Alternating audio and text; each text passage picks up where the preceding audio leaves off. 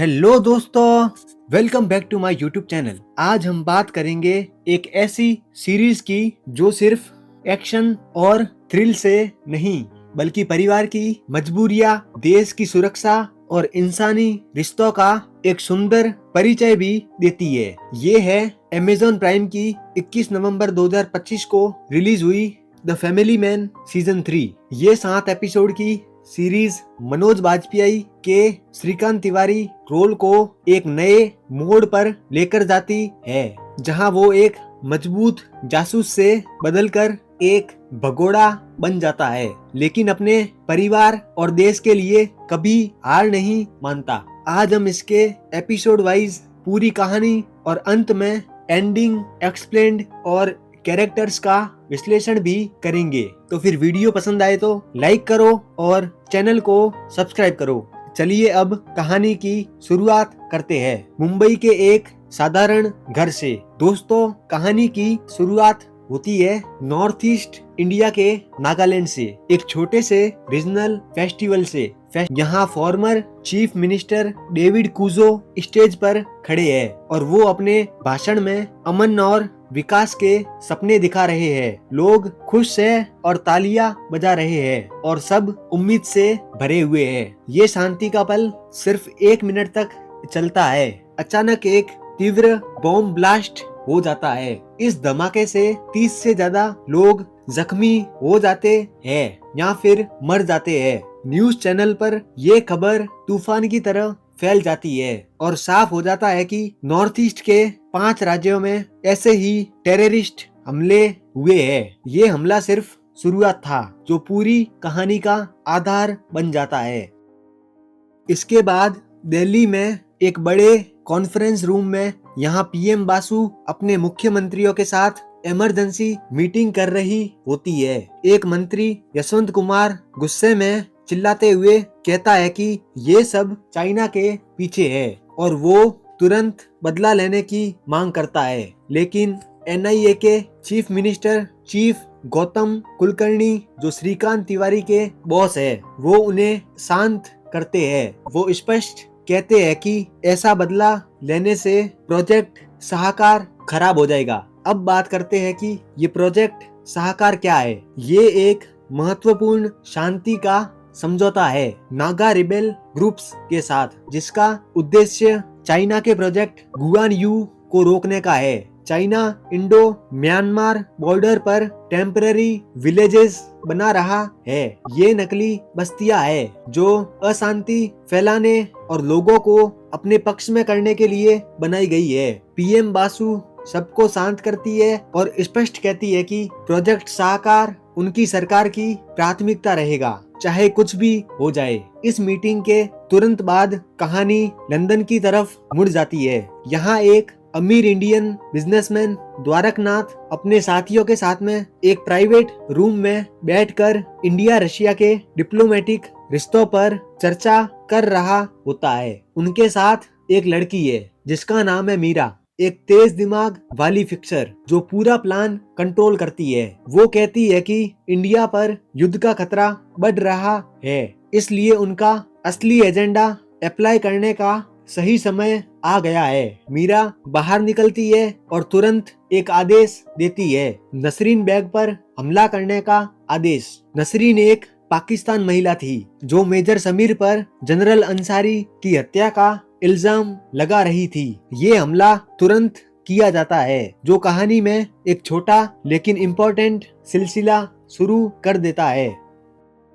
अब वापस इंडिया लौटते हैं। कुलकर्णी श्रीकांत तिवारी को ऑफिस में बुलाते हैं और नागालैंड के मिशन के लिए बताते हैं। श्रीकांत तुरंत तैयार हो जाता है।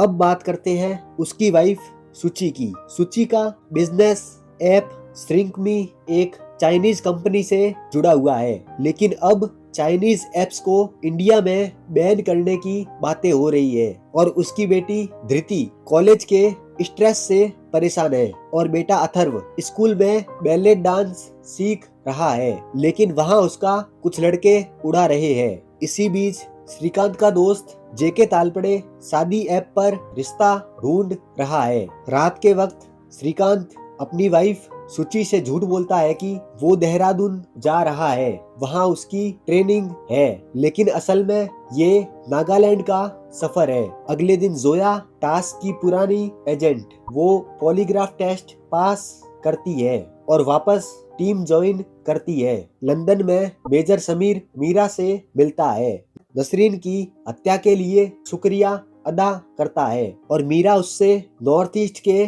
किसी वफादार बंदे को मिशन के लिए तैयार करने को कहती है। अब कहानी अरुणाचल प्रदेश पहुंच जाती है। यहाँ रुकमा, जो कि एक खतरनाक गुंडा और ड्रग स्मगलर है, वो रैबिट से फोन पे बात करता है। रैबिट लंदन के किसी क्लाइंट के एक बड़े मिशन के लिए उसे हायर करने की बात करता है। रुकमा हाई सिक्योरिटी के कारण शुरू में मना करता है, लेकिन अंत में मान जाता है। इसी बीच पीएम बासु चाइनीज ऐप पर पूरा बैन घोषित कर देती है, जिसमें सूची का श्रिंकमी ऐप भी शामिल था। ये उनके बिजनेस को पूरी तरह खत्म कर देता है।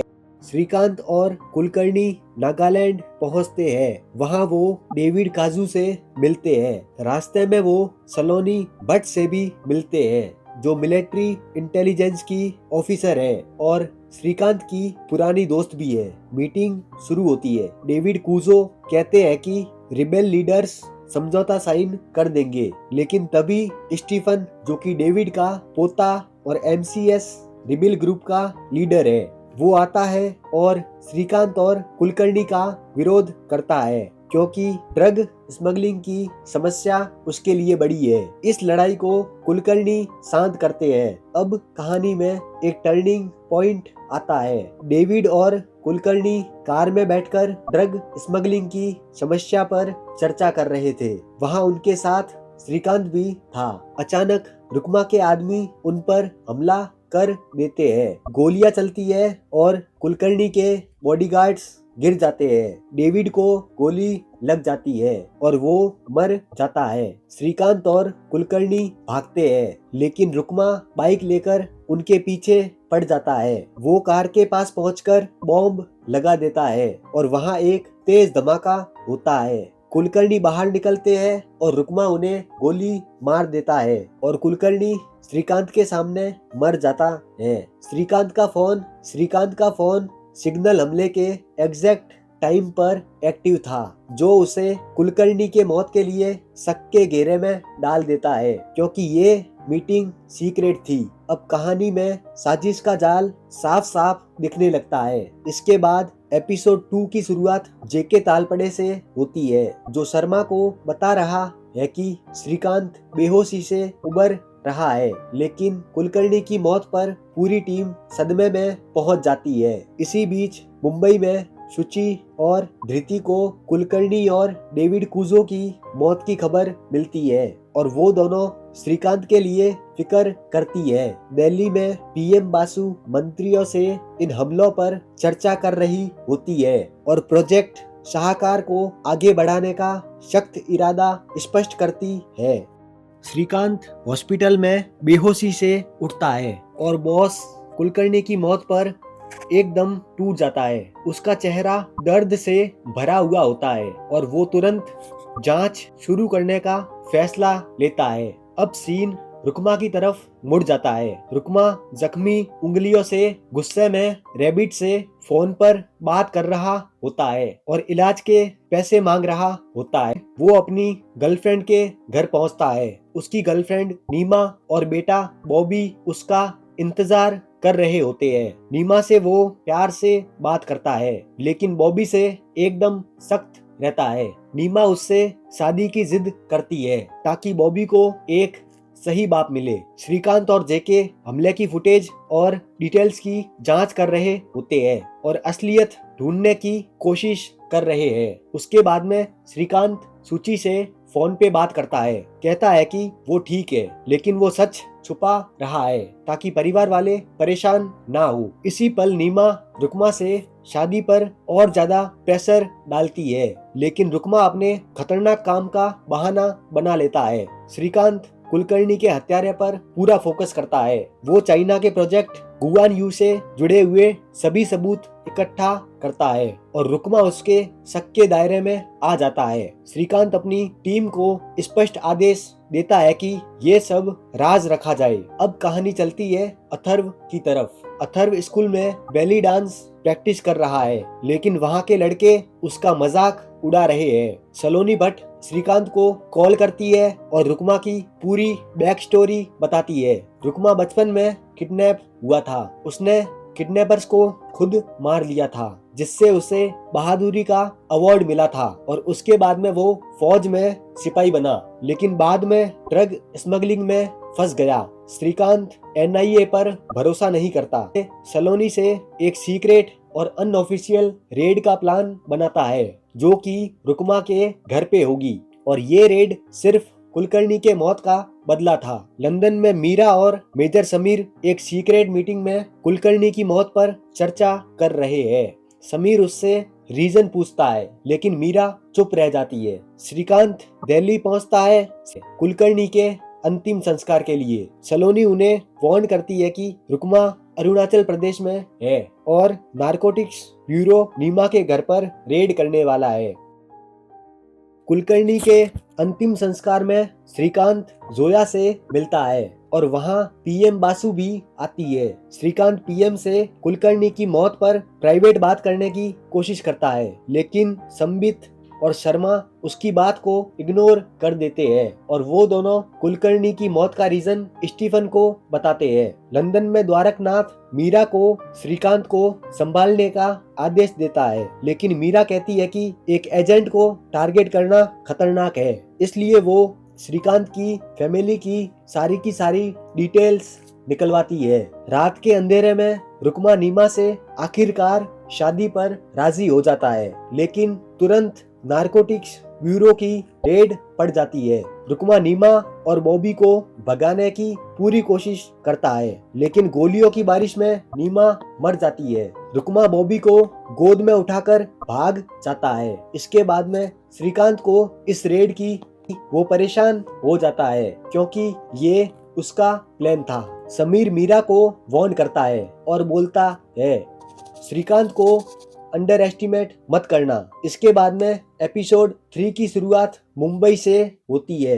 सुचित्रा टीवी पर लाइव इंटरव्यू दे रही होती है। वो इंडिया चाइना संकट और ऐप बैन होने पर विरोध कर रही होती है। वो स्पष्ट कहती है कि श्रिंकमी जैसे ऐप डाटा चाइना के साथ में शेयर नहीं करते, लेकिन होस्ट सुची को अपनी पर्सनल लाइफ के बारे में सवाल पूछना स्टार्ट कर देता है और पूरा पैनल तमाशा बन जाता है। सुचित्रा नेशनल टीवी पर झगड़ा करने लग जाती है, जो उसके लिए एक बहुत बड़ा झटका था। सुबह के वक्त अथर्व और धृति पेरेंट्स से डिवोर्स पर खुलकर बात कर रहे होते हैं। जेके नाश्ता लाता है। धृति कहती है कि अथर्व को श्रीकांत के एजेंट होने का भी सच बता देना चाहिए। इसी बीच नागालैंड में रुकमा रैबिट से पूछ रहा है कि नारकोटिक्स ब्यूरो वाले उसके घर पर रेड करने कैसे पहुंचे। रैबिट को भी नीमा की मौत का दुख होता है। रुकमा मीरा से डायरेक्ट बात करना चाहता है और गुस्से में वो रैबिट का कान काट लेता है। मुंबई में NIA श्रीकांत को एडमिनिस्ट्रेटिव लीव पर भेज देता है और उसे शक के दायरे में ट्रीट करता है। और उधर चाइनीज ऐप बंद होने के कारण विरोध करने वाले सुचित्रा का ऑफिस तोड़ देते हैं। सुचित्रा श्रीकांत को कॉल करती है, लेकिन वो बार में शराब पी रहा होता है। घर लौटते हुए श्रीकांत फैमिली से सबके खिलाफ बदला लेने का वादा करता है। रुकमा नीमा के माता पिता से बॉबी को रखने की बात करता है, लेकिन वो मना कर देते हैं क्योंकि उन्हें रुकमा से नफरत है। बॉबी रुकमा से चिपक जाता है और उसे वापस अपने साथ में ले जाता है। टास्क हेडक्वार्टर्स में जोया वापस ज्वाइन करती है और उस टाइम श्रीकांत लीव पर होता है और दिल्ली से एक नया ऑफिसर आता है। उसे कुलकर्णी का केस दिया जाता है, जिसका नाम है यतीश चावला, जो कि श्रीकांत का एक टेम्पररी रिप्लेसमेंट है। वो नागालैंड में स्टीफन को पकड़ने के लिए हमला करता है। लेकिन उनके पहुंचने के बाद बहुत सारी गोलीबारी और भागम भाग होती है, पर स्टीफन वहां से भाग जाता है। मुंबई में अथर्व जेके से स्कूल में मजाक उड़ाने वाले लड़कों से सामना करने की मदद मांगता है। जेके एक लड़के को धक्का दे देता है, लेकिन प्रिंसिपल ये देख लेती है और जेके और अथर्व दोनों को डांट पड़ती है। धृति भी ऑनलाइन बदनामी की वजह से कॉलेज से सस्पेंड हो जाती है। श्रीकांत अपनी फैमिली को स्पष्ट आदेश देता है कि सबके फोन्स बंद कर दो और घर में ही रहो, बाहर जाना बंद है। लंदन में शमीर मार्टिन से मीरा के बारे में जांच करवाता है। शमीर रुकमा को फोन करके मीरा से सावधान रहने को कहता है, लेकिन रुकमा मना कर लेता है। रात को श्रीकांत जेके, पुनीत और अजीत से सीक्रेट मीटिंग करता है और पुनीत को टास्क की फाइल्स चेक करने का काम सौंपता है। अगले दिन पुनीत को पता चलता है कि उनके सबके फोन्स बग्ड हो चुके हैं, जो कि एनआईए के स्पाईवेयर से बग्ड है और उनके सभी के लोकेशंस भी ट्रैक हो रहे हैं। श्रीकांत पीएम बासु से मिलने दिल्ली जाने के लिए एयरपोर्ट जाता है। पुनीत जेके को वार्न करता है कि हमारे सबके लोकेशंस ट्रेस हो रहे हैं और उनको श्रीकांत पे शक है। यतीश और शर्मा श्रीकांत के अरेस्ट होने का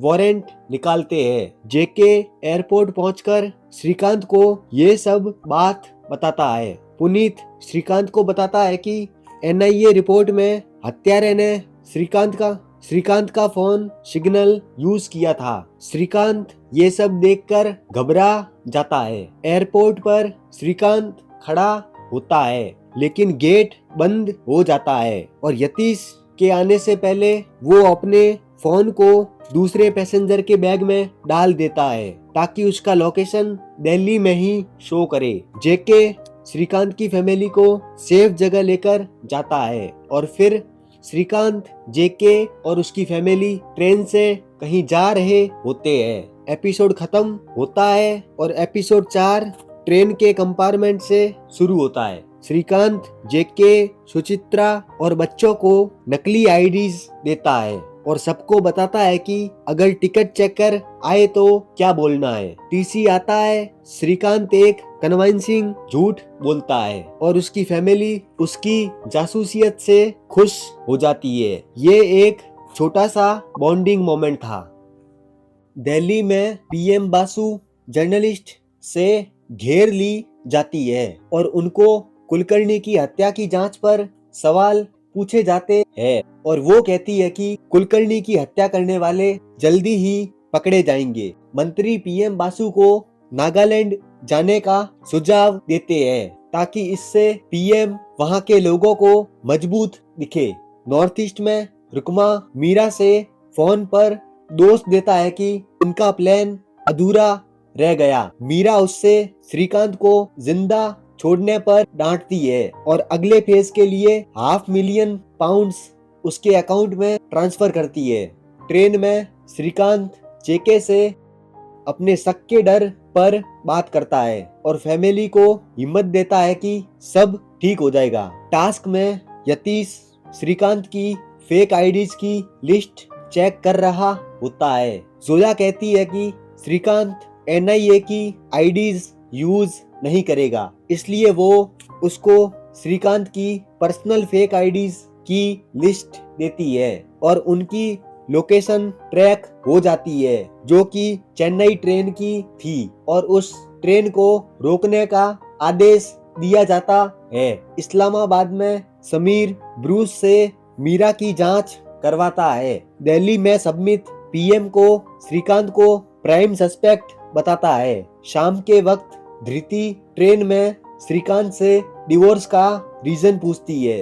श्रीकांत अपनी मजबूरियों का इजहार करता है। अथर्व जेके से अपने रिश्तों की समस्याएं सुनता है। फिर अगले स्टेशन पर पुलिस उनको ट्रेन पर पकड़ने आती है, लेकिन श्रीकांत और बाकी लोग ट्रेन की चैन खींचकर पहले ही उतर जाती है और वो नागालैंड के लिए निकल जाते हैं। जोया यतीश से माफी मांगती है और वो समझदार बन जाता है। ब्रूस समीर को बताता है कि मीरा द्वारकनाथ के लिए काम करती है हथियारों के सिलसिले में। सुबह यतीश, जोया और उसकी टीम नागालैंड के लिए निकल जाते हैं। सलोनी श्रीकांत की फैमिली को नागालैंड में एक सेफ हाउस में ले जाती है। श्रीकांत पीएम बासु की नागालैंड में सुरक्षा पर चिंता जाहिर करता है। इसी बीच मीरा रुकमा से पीएम हत्या का नया प्लान बनाती है। रुकमा जगह को ढूंढता है और बॉबी से बॉम्ब प्लांट करने को कहता है। वो उसे स्कूल बैग रखकर भागने का बोलता है। बॉबी वहाँ गुम हो जाता है। रुकमा उसे ढूंढता है। वहाँ पीएम की कार पहुँचती है। उससे पहले ही रुकमा बॉबी को ढूंढकर लेकर चला जाता है और ट्रिगर बॉम्ब नाकाम हो जाता है क्योंकि रुकमा बॉबी को बचाने में व्यस्त हो जाता है। श्रीकांत नागालैंड में स्टीफन से कांटेक्ट करता है और कुलकर्णी की मौत का उस पर कोई शक नहीं होता है क्योंकि वो ड्रग स्मगलिंग से नफरत करता है। जोया यतीश की टीम में शामिल हो जाती है दुश्मन बनकर। नागालैंड की खोज में जोया यतीश से जुड़ जाती है और श्रीकांत की फैमिली के सेफ हाउस को ढूंढ लेती है ताकि उनको पकड़ सके। जोया सलोनी से मिलती है और सुचित्रा और बच्चों को बचा लेती है और यतीश को गोली मारती है क्योंकि यतीश रुकमा के साथ मिला हुआ था और वो श्रीकांत की फैमिली को किसी खुफिया जगह लेकर चला गया था। इंटेरोगेशन में यतीश मानता है कि वो द्वारकनाथ और रुकमा के साथ में मिला हुआ था और मीरा ने उसे पैसे दिए थे। संबित जो कि पीएम का सहायक है वो भी एक्सपोज हो जाता है। वो भी उन दोनों के साथ मिला हुआ था। जोया अपने बॉसेस से श्रीकांत पर वारंट हटाने की मांग करती है। रुकमा नीमा की मौत पर श्रीकांत का नाम मीरा से मांगता है बदला लेने के लिए। श्रीकांत नागालैंड वापस आता है और कुलकर्णी की मौत का सच बताता है और वो लोग एजेंसीज पर शक व्यक्त करते हैं। इसके बाद उसकी फैमिली सुरक्षित महसूस करती है। एपिसोड 6 में कहानी म्यांमार की तरफ शिफ्ट हो जाती है। मीरा और रुकमा फिनोक्सीज विलेज में कर्नल जुलोंग से मिलते हैं जो चाइनीज अफसर है और अशांति बढ़ाने के लिए चाइनीज सोल्जर्स मांगता है। श्रीकांत और स्टीफन आपस में जुड़ जाते हैं और वो लोग सबूत इकट्ठा करते हैं। स्टीफन ड्रग से नफरत करता है और उस पर हमला बेगुनाह हुआ था। पीएम बासु प्रोजेक्ट सहाकार को पुश करती है। वो एक अंडरकवर इंडियन ऑपरेशन म्यांमार में रुकमा को टारगेट करने के लिए शुरू करते हैं लेकिन इंडिया के ब्लैक ओप्स कमांडोज रुकमा के जाल में फंस जाते हैं। श्रीकांत, जेके और स्टीफन तीनों म्यांमार जाते हैं रुकमा को पकड़ने के लिए। वो वहां हमला करते हैं और पकड़े हुए इंडियन सोल्जर्स को आजाद करवाते हैं। श्रीकांत और रुकमा फेस टू फेस लड़ाई करते हैं। ये एक intense hand to hand fight होती है। इसमें गोलियां भी चलती है। श्रीकांत भागता है। दोनों एक दूसरे को शूट करते हैं। श्रीकांत को अंत में घाव लग जाता है और रुकमा को भी गोली लग जाती है। श्रीकांत जैसे तैसे बॉर्डर तक पहुंचता है और वो फैमिली के फ्लैशबैक में खो जाता है। रुकमा मौत से बचकर जिंदा रह जाता है। पैरेलल में मेजर समीर अपनी जांच पूरी करता है और द्वारकनाथ के हथियारों की डील के नुकसान को समझता है। वो एक बिल्डिंग से स्नाइपर बंदूक लगाता है और उसका टारगेट मीरा होती है। श्रीकांत बॉर्डर पहुंचता है लेकिन कार चेज में उसकी जीप पेड़ से टकरा जाती है। श्रीकांत को चक्कर आने लगते हैं। अब सवाल ये है कि क्या वो जिंदा है भी या फिर नहीं। तो दोस्तों सीजन 3 की एंडिंग एकदम ओपन एंडेड है जो हमें पूरा समाधान नहीं देता बल्कि नए सवालों को खड़ा कर देता है। श्रीकांत रुकमा को पकड़ नहीं पाता और रुकमा जंगल में भाग जाता है और अगले प्लान्स के लिए जिंदा रह जाता है। रेस्क्यू मिशन सक्सेसफुल हो जाता है और प्रोजेक्ट साकार वापस ट्रैक पर आ जाता है, लेकिन विश्वास के गहरे जख्म रह जाते हैं। तो दोस्तों, ये थी फैमिली मैन सीजन 3 की पूरी कहानी। अगर आपको मेरा वीडियो पसंद आया है तो लाइक करो और चैनल को सब्सक्राइब करो। मिलते हैं नेक्स्ट वीडियो में।